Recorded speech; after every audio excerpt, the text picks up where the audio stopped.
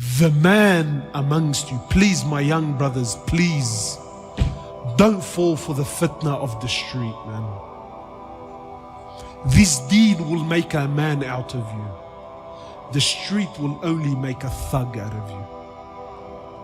Every single man, Rajal in Arabic, every man is a male. But not every male is a man, and there's a very big difference between the two. He said the Rajal amongst you, the man amongst you, is the one who, when a musibah, when a calamity happens, he can control his anger and his wrath. He can control it. He's patient. This is the man. It's one thing when the brother says to me, listen, I have an addiction and I'm trying to deal with my addiction.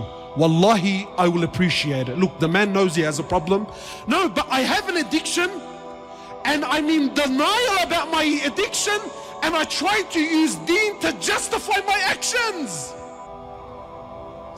So brothers will be he'll bench press 100, 120, Allahu Alam what they're bench pressing.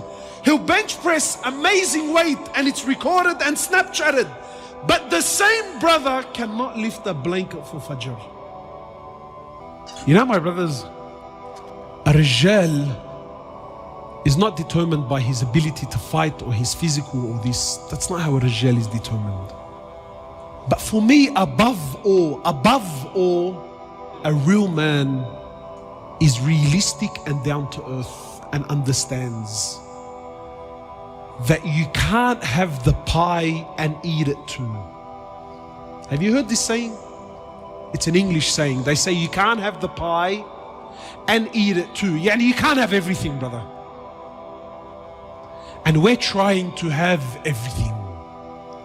One of the ulama said that the difference between us and the Sahaba, you know what the difference between us and the Sahaba was? He said they only wanted Jannah. That's all they wanted.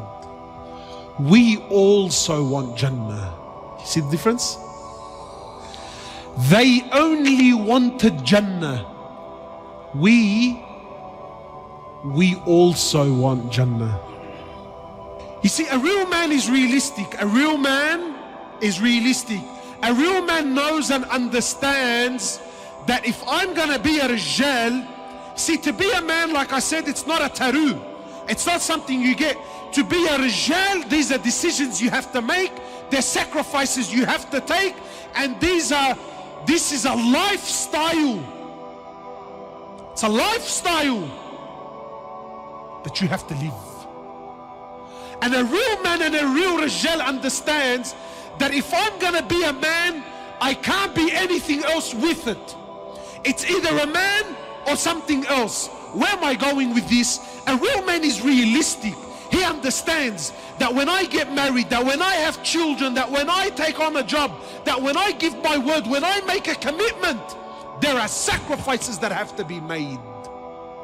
You see, today we're not men, we're boys. We're little boys that are stuck in big bodies. That's what we are, my brothers. Wallahi, forgive me. But if we're going to be honest here tonight, we are little boys that are stuck in big bodies. We like to think we're men.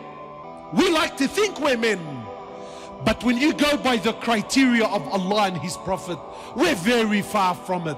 And he's exactly what I'm saying about being realistic. We love the idea of being with a woman. Who doesn't like the idea? We love women, but no one loves to be married. The commitments of being married, the sacrifices of being married, the challenges and the difficulties of being married is something a real man, a Rijal, knows and understands. But we don't. We're boys. We love women, but no one wants to be married.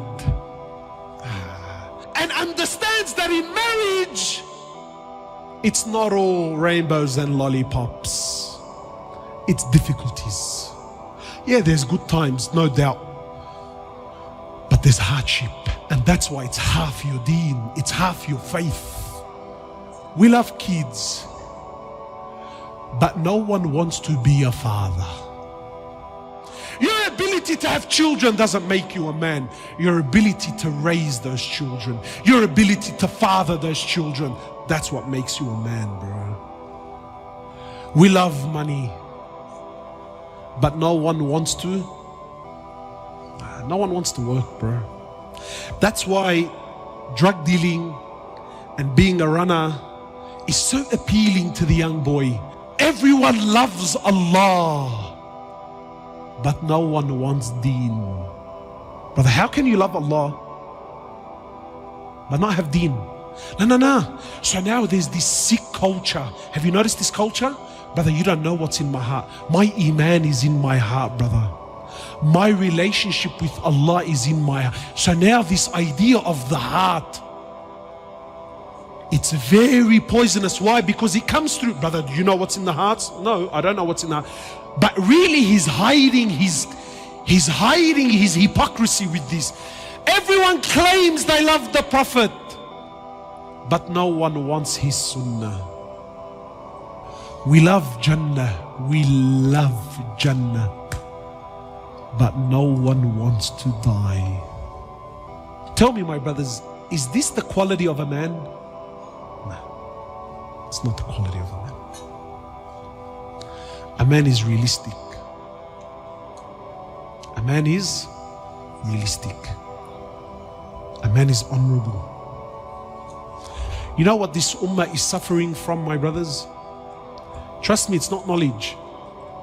The alam is ocean, books, apps. Wallahi, jump on YouTube. Knowledge is there, it's abundant. What is this ummah suffering from more than anything? The biggest disease, the biggest sickness of the Muslims, the biggest calamity in the ummah. Do you know what it really is? There's no men. And you know who suffers the most when there's no men? Women and children. When there's no rijal, who suffers? You know, in English they say, when the cat's away, guess who come to play? When there's no rijal, when there's no men, when the cat's away, who comes to play? The rats and the mice. No men, rats and mice. Look at our societies. When man comes together, the world comes together. But qasam by Allah, as long as man is destroyed, this world will always be destroyed. We need to restore men. This ummah is suffering from a lack of men, my brothers. Ask yourself tonight, are you a rijal or are you a dhakar? Are you a man or are you a male? We ask Allah subhanahu wa ta'ala to make us men. Men whom He's pleased with. Men whom revive this ummah.